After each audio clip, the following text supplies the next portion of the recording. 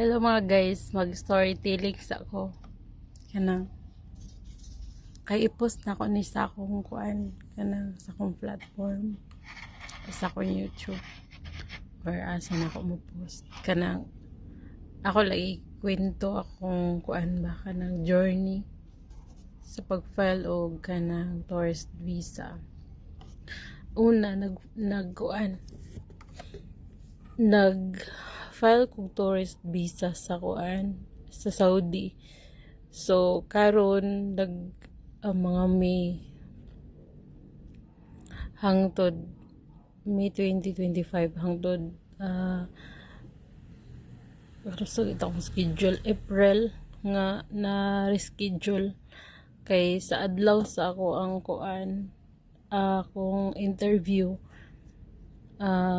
kuan wala ko gipasulod kay not allowed sila para mag kanang adto bitaw ka sa US sa pagka-tourist kay ngano tungod sa war. So ato na istorya na ako ang guard.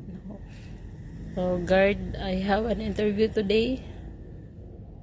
And then he said, "Are you a US citizen?" I said no, just for tourist visa.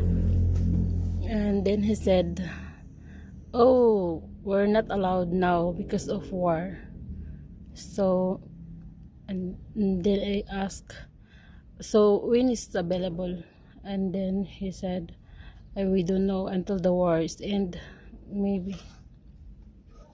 So mao to time naman nako mauli gid sa Pinas kay in call of contract nga pud ko bali extend lang ko sa ko ang kontrata sa month because of my tourist interview. But then suddenly fate is not for me, dili gid para sa kuha. Wala lagi na dayon tungod sa war. So mo to ana ra the same month nagkuan nami book na kong ticket para sa akong pag-uli sa Pinas. And then ako na istorya ang katong nagtabang sa mua. Nagtabang sa ako abana sa pag-apply. Ana siya, "Okay ma'am, I will help you to reschedule your DS-160 appointment to transfer to the Manila." So, lipay kay ko kay ana siya, di na ka na mo pabayron ma'am since dili man imuha nga problem sa ano man embassy, but we need to request in the embassy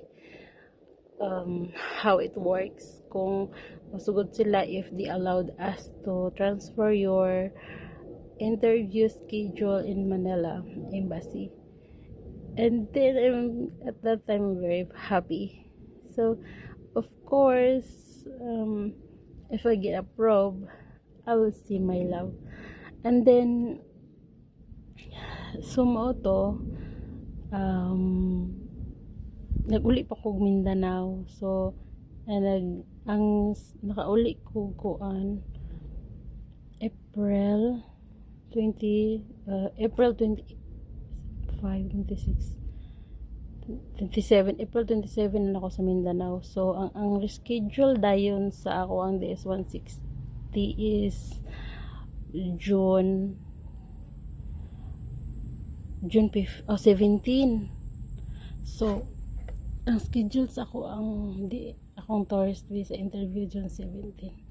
So mao to nag-book na pud mi daan og ticket to Manila para sa interview, sa appointment sa biometric og interview. Kay before ka mag-interview sa tourist dapat naka-biometric ka, kay kung wala ka naka-biometric dapat jud mag-biometric ka. So kailangan gid siya, requirements na siya sa tourist visa sa US o bisan mga OFW need na gid ang biometric karon. So mao to pag-abot akong flight 13, so kaabot ko sa kuan Manila 14, June 14. And then gabi na ako ka-excited. So gabi na ako ka-excited. Karon ay abot ng June 17. June 15 pa lang. Oh, ay gi-announce na nga, ma'am, ma'am, your appointment is being rescheduled. Sorry for the inconvenience. So, mauto, bali, na-disappoint na pod ko. Anak ko, sige, okay lang, sige lang. Di pa gini mao. So, di lang ako magdali. So, mauto, sige, mag-practice sa akong kuan. Katong, nagtabang sa kuha. Practice me, hangtod ako na din, ang CEO dayon sa agency nga, nagtabang sa kuha, na istorya po na ako, si Mr. David Payer, ang bana ni Cindy Cinco. So grabe na ako kakulba kay ang CEO nagid akong naka-istorya ba sa kanang practice bitaw sa interview. So mao to, okay naman, perfect man daw akong mga tubag. Tinuod man po, di ba? Tanang kay kanus mo nag-ila, unsa imong purpose na maadto ka sa US, pila ka kasimana didto, kinsa imong sponsor, inana bitaw. So mo to, andam na kay ko sa interview. So June